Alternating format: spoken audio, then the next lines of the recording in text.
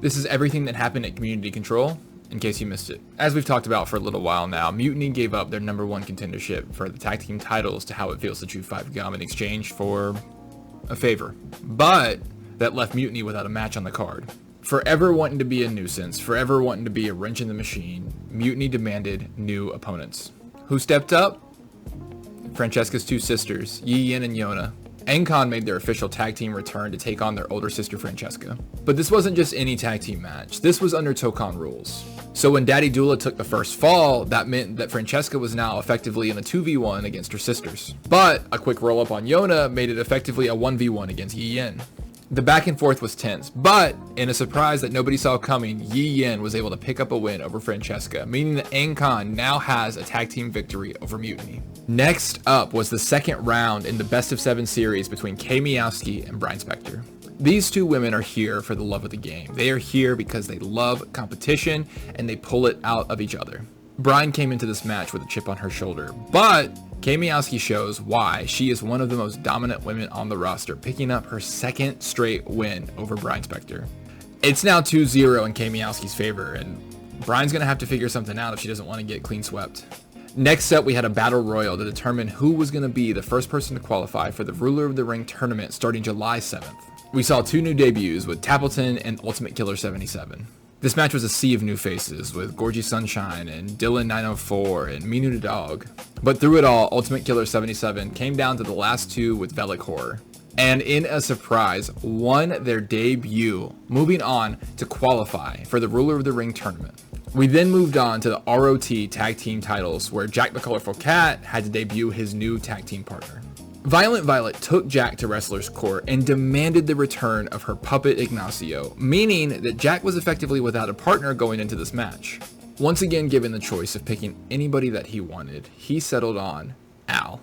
But this wasn't just a simple swap of partner. You see, Al and Jack came out with a fresh, new vibe to them, a new aggression, and have dubbed themselves the Blood Moon Clan. And despite a new heightened sense of aggression and a new gimmick and a new look, How It Feels to Chew 5 Gum were determined to make the most of their opportunity and win this match. This was the first match of the evening that was voted on by you, the community, and it was a best 2 out of 3 falls match. Now Jack and Al pick up the first fall, meaning that all they had to do was get one more pin and they would retain the championships. But in a 300 IQ move, Sam and Zach isolate Blood Moon Clan on the outside of the ring and push a count out, meaning that they score the second fall. Tensions were high because now whoever got the next victory would be the definitive winner. And Jack, once again, refocused and revitalized with a new team and a new partner, a new look, a new attitude, dug deep into his arsenal and rolled out the most devastating move in all of wrestling, the surprise roll-up. Jack gets a quick pinfall, meaning that Blood Moon Clan are still your ROT tag team champions. Next up was a beef squashing match to squash some beef like we have never seen before. Over the last few weeks, we've seen TLUE09 and Hot and Spicy Curry go at it in Hot Girl Fight Club and Mutiny Rules, but tonight, gang warfare. There were no disqualifications, no countouts. Any member of Hot Girl Fight Club and any member of Mutiny could legally join in to help secure the victory. This match was chaos from start to finish, but ultimately, Hot and Spicy Curry closes this chapter of Mutiny vs. Hot Girl Fight Club by beating TLUE09. Our next match was interesting. Lux Rain Gaming still has the one-shot briefcase. He can cash it in on any champion at any time. We've seen the tease and the talk of cashing in on the World Championship, cashing in on the Twitch TV title, but we haven't considered that he could cash it in on a tag team. Lux came down to the ring to flex his tag team prowess with his new partner, Swooshy. And who, pray tell, were Swooshy and Lux going to show their tag team dominance against? The returning best tag team ever. This match was fun. We got a lot of really close moments where it almost looked like it was going to be a victory for the best tag team ever, but Lux and Swooshy show that if they so choose, those tag team titles could be coming home with them. Our next match, I liked our next match. 8 Corpses was defending the Twitch TV title against Ezra. And the special referee for that match, as voted by you, was me. I would like to think that I called this match pretty down the middle. I was a pretty fair and unbiased referee, as I always am unbiased. And as these things tend to go, 8 Corpses picked up the victory over Ezra. Listen, guys, I love putting this show on for you, and I have fun from a creative standpoint, booking the matches and writing the card and the drama. But I think it's important as a member of the roster to let it be known. I don't forget. And I will always get my pound of flesh back. That was weird.